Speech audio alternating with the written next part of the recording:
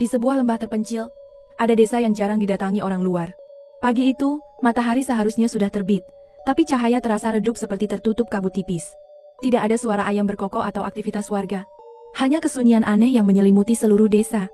Di tengah desa, terdapat sebuah sumur tua yang sudah lama tidak digunakan. Warga percaya sumur itu menjadi pusat segala keanehan di desa.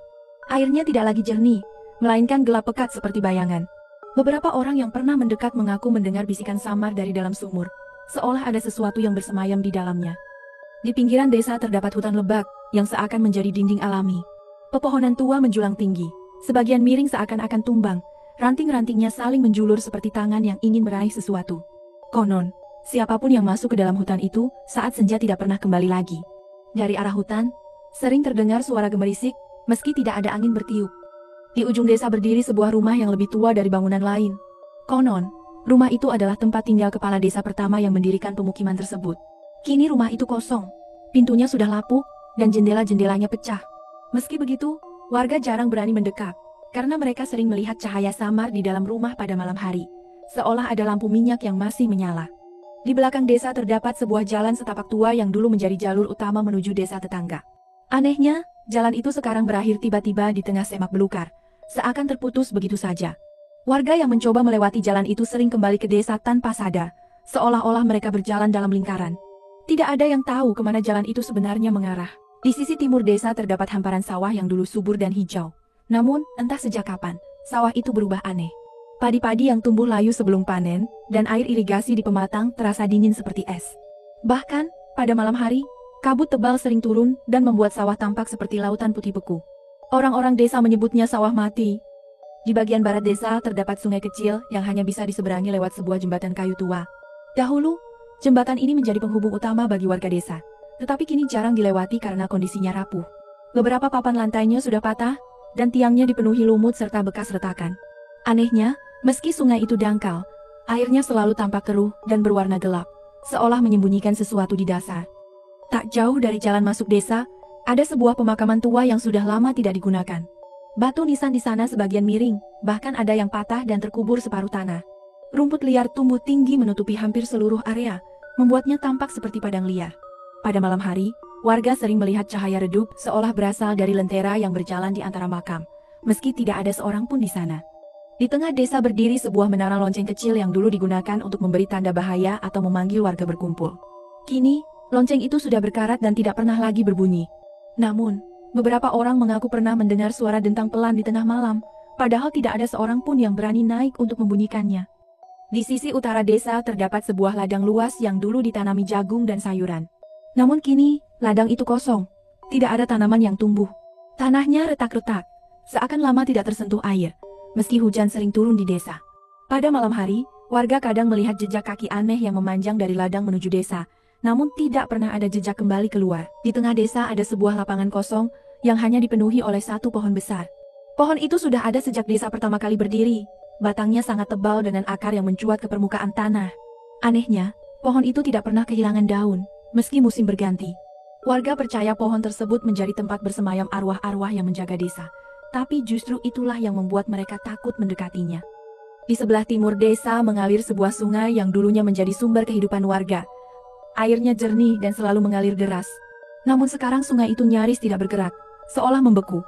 Permukaannya tenang dan gelap, tidak ada riak meski angin bertiup. Warga percaya sungai itu sudah mati, dan siapapun yang berani menyentuh airnya akan jatuh sakit dalam hitungan hari. Ada sebuah jalan lama yang membentang dari gerbang desa menuju bagian dalam. Dahulu jalan itu disusun rapi dengan batu-batu besar, namun sekarang sebagian besar sudah retak dan tertutup lumut. Beberapa batu bahkan bergeser, membentuk celah-celah aneh di tanah. Warga desa sering berkata bahwa jika berjalan sendirian di jalan itu, langkahmu akan terdengar ganda, seperti ada yang mengikutimu dari belakang. Di sudut desa masih berdiri sebuah lumbung padi tua. Dulu tempat itu selalu penuh dengan hasil panen, namun kini kosong dan dipenuhi debu. Lantainya dipenuhi jejak tikus, dan burung hantu sering terlihat bertengger di atapnya. Warga desa jarang mendekat karena mereka sering mendengar suara gemerisik dari dalam, padahal lumbung itu sudah lama terkunci, dan tidak ada yang berani membukanya. Di luar batas desa terdapat padang rumput luas yang dulunya sering dipakai warga untuk menggembalakan ternak. Kini, padang itu sunyi dan tidak ada hewan yang mau mendekat. Rumputnya tumbuh tinggi, kering, dan bergoyang pelan meski angin tidak terasa.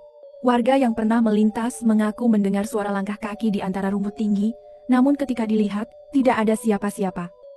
Di gerbang masuk desa terdapat sebuah gardu kecil yang dulu digunakan penjaga untuk memantau siapa saja yang datang. Sekarang gardu itu kosong, pintunya terbuka setengah, dan kursi kayu di dalamnya sudah patah. Warga desa bilang, meski tak ada penjaga, kadang terdengar suara kursi bergeser atau ketukan kayu dari arah gardu, terutama saat malam menjelang. Di sisi barat desa ada jalan kecil yang menanjak menuju sebuah bukit.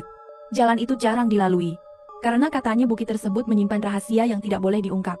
Bebatuan di jalan licin oleh lumut, dan beberapa bagian sudah runtuh. Anehnya, meski bukit itu tidak tinggi, puncaknya hampir selalu tertutup kabut pekat, membuatnya tampak lebih jauh dan lebih besar dari yang sebenarnya.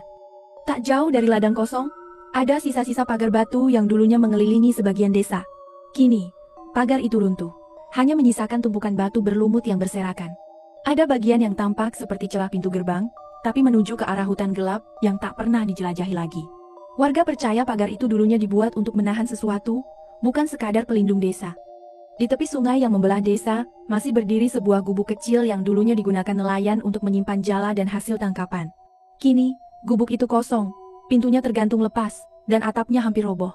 Anehnya, meski sudah lama ditinggalkan, sering terlihat percikan air di dekat gubuk, seakan ada sesuatu yang bergerak di bawah permukaan sungai.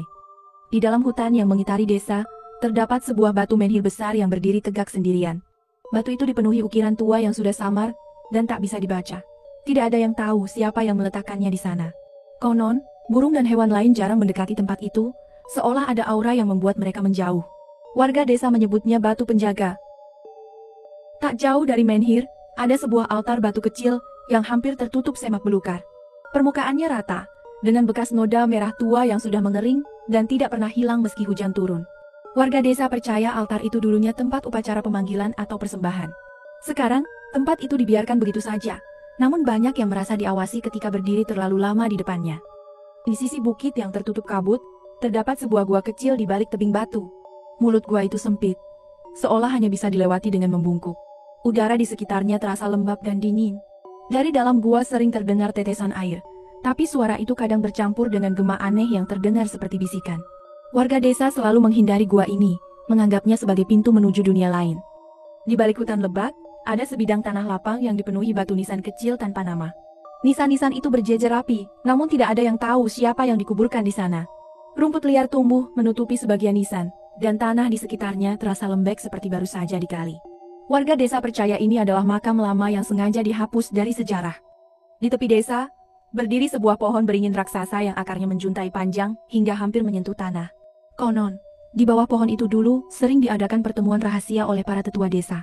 Kini, tempat itu dianggap angker karena banyak orang merasa ada bayangan yang bergerak di antara akar, meski tak ada seorang pun di sana.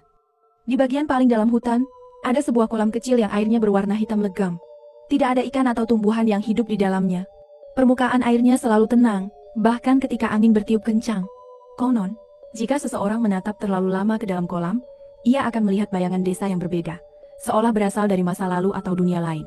Di sebuah bukit kecil dekat desa, berdiri sebuah menara api dari batu yang dulunya digunakan sebagai tanda atau suar. Menara itu kini padam, hanya menyisakan sisa arang hitam di dalamnya. Anehnya, meski sudah berpuluh tahun tak dinyalakan, warga desa kadang melihat cahaya merah samar berkedip di puncaknya pada malam hari, seolah ada api yang masih hidup. Di pusat desa terdapat bangunan besar yang dulunya menjadi balai pertemuan warga. Kini, bangunan itu tinggal reruntuhan, tiang kayu patah, atap runtuh, dan lantainya penuh debu serta pecahan genting. Meski hancur, warga sering merasa mendengar suara ramai seperti orang sedang bermusyawarah dari arah balai ketika malam tiba. Di belakang salah satu rumah tua terdapat sumur lain yang berbeda dengan sumur utama desa. Sumur ini sudah lama kering, bibirnya retak, dan timbanya hilang entah kemana. Namun, meski kering, sering terdengar suara gemericik air dari dalamnya, bahkan kadang seperti ada sesuatu yang bergerak.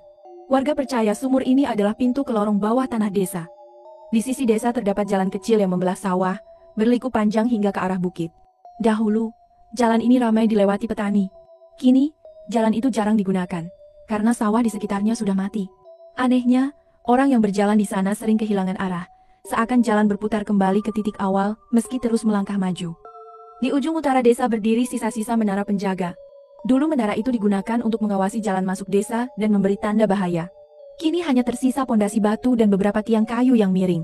Meski runtuh, pada malam hari warga sering melihat cahaya obor samar di atas menara, seolah masih ada penjaga yang berpatroli. Ada jalan kecil tersembunyi di balik pepohonan desa, yang konon membawa orang menuju bagian terdalam hutan.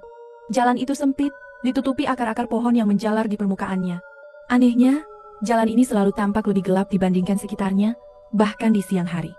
Banyak yang percaya jalan tersebut membawa ke tempat yang tidak seharusnya dimasuki manusia. Di dalam hutan, ada sungai kecil yang airnya sangat jernih. Namun anehnya, sungai itu tidak pernah menimbulkan suara gemericik, seolah airnya mengalir tanpa suara. Warga percaya sungai ini adalah jalur arwah yang menuntun jiwa-jiwa pergi dari desa. Orang yang terlalu lama menatap arusnya sering merasa pusing dan hilang arah. Sungai sunyi itu pernah memiliki sebuah jembatan kayu tua untuk menyeberang. Kini, jembatan itu setengah runtuh. Papan-papannya patah dan sebagian terendam air. Konon, jembatan itu tak pernah roboh sekaligus, melainkan sedikit demi sedikit setiap kali ada orang melintasinya, seolah menolak dilalui. Di balik hutan lebat, terbentang padang rumput luas yang seharusnya penuh kehidupan. Namun, rumput di sana kaku dan berwarna abu-abu, seakan membeku. Tidak ada hembusan angin, tidak ada suara jangkrik, hanya keheningan mutlak. Orang yang memasuki padang itu sering merasa tubuhnya berat, seperti ditarik oleh sesuatu dari tanah. Di ujung padang rumput beku berdiri sebuah batu besar menjulang, penuh lumut hijau tua. Batu ini terlihat seperti penanda atau monumen alami. Beberapa warga yang dulu mencoba mendekat mengatakan mereka mendengar bunyi detak seperti jantung dari dalam batu itu. Sejak saat itu, tidak ada yang berani menyentuhnya lagi. Di balik batu besar berlumut, ditemukan sebuah gerbang tua dari batu yang sebagian besar sudah terkubur tanah. Gerbang itu seolah menjadi pintu masuk menuju sesuatu yang lebih dalam. Ukiran samar terlihat di permukaannya, meski sebagian sudah dimakan waktu. Banyak yang percaya gerbang itu menuju dunia lain yang menyimpan rahasia hilangnya desa. Di balik gerbang batu yang terkubur itu, terbentang sebuah lorong sempit dari susunan batu besar. Lorong ini gelap meski ada celah kecil di atas yang seharusnya bisa dimasuki cahaya. Udara di dalamnya terasa lembab dan berat, seperti membawa bau tanah basah bercampur besi berkarat. Konon lorong ini bukan buatan alam, melainkan pintu masuk ke sesuatu yang telah lama dikubur. Lorong gelap itu akhirnya mengarah ke sebuah ruang bawah tanah yang luas. Dindingnya terbentuk dari batu besar yang disusun rapi, seolah bekas bangunan kuno. Di tengah ruangan terdapat cekungan bundar, seperti altar atau kolam, namun kosong. Suasana ruang itu begitu sunyi, hingga gema langkah sekecil apapun terasa menekan. Di salah satu sisi ruang bawah tanah, terdapat dinding penuh ukiran aneh. Bentuknya menyerupai simbol-simbol kuno yang sebagian sudah terkikis. Meski samar, ukiran itu tampak menceritakan sesuatu, seperti barisan manusia, desa, dan kemudian bayangan besar yang menelan semuanya. Simbol-simbol ini diduga menjadi petunjuk tentang asal mula lenyapnya desa. Di sisi lain ruang bawah tanah, berdiri sebuah pintu besi tua yang setengah tertanam di dinding batu. Permukaannya berkarat parah, namun masih kokoh. Rantai besi besar melilih pintu itu, seolah sengaja dikunci agar tidak pernah dibuka. Dari celah kecil di pinggir pintu, kadang terdengar suara samar entah desir angin, atau bisikan yang berasal dari balik kegelapan. Setelah meninggalkan ruang bawah tanah, jalan setapak yang sama menuju keluar ternyata berubah. Lorong batu yang tadinya lurus kini berbelok-belok, seakan memutar balik. Udara semakin dingin, dan dindingnya menutup rapat seakan lorong itu hidup. Seolah-olah, siapapun yang masuk tidak akan pernah menemukan jalan keluar dengan mudah. Lorong batu itu akhirnya terbuka ke sebuah persimpangan yang memiliki 3 cabang jalan. Ketiganya tampak sama, sempit, gelap, dan dipenuhi kabut. Tidak ada tanda arah, hanya keheningan yang mencekam. Konon, siapapun yang memilih salah satu jalan akan selalu kembali ke titik yang sama, seolah-olah persimpangan itu terkutuk. Salah satu lorong dari persimpangan tampak sedikit lebih terang. Namun, saat memasukinya, bayangan aneh mulai tampak di dinding. Bayangan itu bergerak sendiri, meski tidak ada sumber cahaya maupun sosok yang bisa memantulkannya. Seolah-olah lorong itu memiliki ingatan dari orang-orang yang pernah lewat sebelumnya. Di tengah lorong yang gelap, terdengar suara gemericik air, padahal di sekeliling hanya ada dinding batu kering. Ketika didekati, suara itu ternyata berasal dari celah-celah kecil di dinding, seakan ada sungai yang mengalir di balik batu. Kadang suara itu berubah menjadi seperti bisikan samar, membuat siapapun yang mendengarnya merinding. Setelah melewati lorong panjang, tiba-tiba jalur berakhir di sebuah ruangan aneh. Tidak ada dinding batu berlumut, melainkan ruang luas berwarna putih pucat. Tidak ada suara sama sekali di dalamnya, bahkan gema langkah pun hilang. Ruang itu terasa tidak nyata, seperti berada di antara dunia nyata dan dunia lain. Di tengah ruang putih itu, tampak sebuah tangga batu menurun ke bawah. Tangga itu berputar melingkar dan tampak tidak berujung. Setiap langkah seakan membawa lebih jauh ke dalam kegelapan. Anehnya, meski menurun, tangga itu justru terasa semakin tinggi, seolah orang yang mendapakinya sedang menjauh dari dunia nyata. Tangga tak berujung itu akhirnya membawa ke sebuah aula luas. Tiang-tiang batu besar menopang atap tinggi, namun sebagian sudah retak dan hampir runtuh. Di lantai, terdapat pola melingkar yang samar, seolah-olah bekas ritual kuno. Udara di aula ini berat, membuat siapapun merasa seakan sedang diawasi dari segala arah. Di salah satu sudut aula, terdapat kolam bundar kecil yang airnya berwarna merah gelap seperti darah. Namun ketika didekati, permukaannya beku, padahal udara di ruangan tidak dingin. Retakan halus terlihat di atas permukaan kolam, dan dari celah-celahnya kadang keluar uap tipis berwarna hitam. Konon, kolam ini adalah sisa dari sebuah pengorbanan kuno. Di belakang aula, salah satu dinding batu besar tampak retak lebar. Dari celah retakan itu, keluar cahaya merah samar yang berdenyut seperti jantung. Setiap denyut cahaya diikuti dengan getaran halus di lantai, seolah ada sesuatu yang hidup di balik dinding tersebut. Banyak yang percaya, inilah pusat rahasia kelam yang membuat desa menghilang. Retakan besar di dinding akhirnya runtuh, memperlihatkan sebuah ruang hitam pekat di baliknya.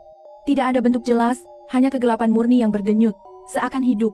Dari dalamnya keluar kabut hitam pekat yang menyelimuti seluruh aula. Saat kabut itu menyebar, gema samar terdengar suara desa yang dulu pernah hidup, kini terkubur dalam bayangan abadi. Inilah inti dari misteri yang membuat desa lenyap dari dunia.